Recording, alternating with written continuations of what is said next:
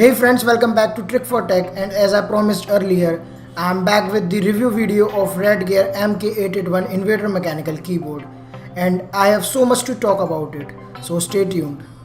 So friends, in last video I show you the unboxing of Redgear MK881 Mechanical Keyboard.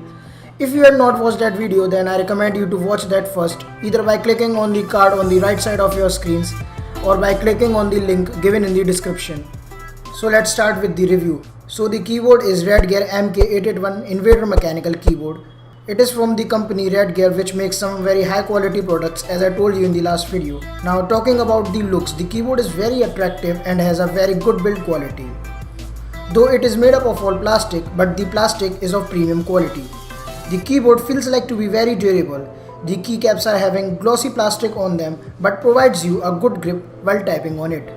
So the build quality of the keyboard is just great. I mean that at a price range of 3000, the quality of the keyboard is superb.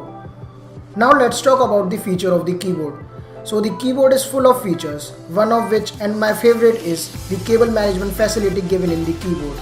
The keyboard is having gaps behind it for cable management. You can hide extra cable by inserting it in the gaps. At the back there are also extended legs given to provide keyboard some extra height. The legs are having rubbery finish on them to provide keyboard some extra grip. There are also two rubber pads given at the back of the keyboard to provide it some grip and avoid it from slipping on the table. The keyboard also comes with keycap remover, which is not that important but still a nice addition with the keyboard. The only problem in the keyboard which I feel is that it does not come with a wrist rest. Now talking about the main feature of the keyboard is having real mechanical switches. The switches are Kale Blue switches.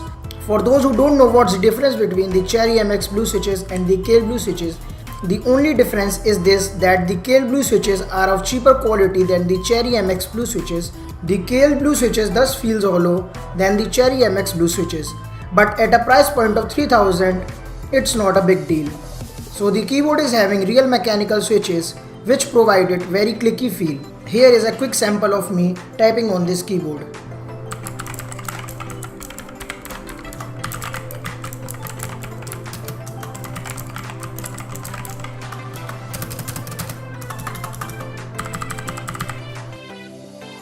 Other than mechanical switches, the keyboard also has RGB support. The keyboard is having 8 modes to choose from and also having 6 color profiles which you can set by your own. So according to me, at a price point of Rs 3000, this keyboard is the best keyboard that you can buy right now. So guys, this was all about the review of this keyboard. If you have any questions regarding the keyboard, you can ask me by putting questions in the comment section down below. So thanks guys for watching this video. If you like this video, then smash that like and subscribe button. Thanks for watching guys. I only call you when it's hard.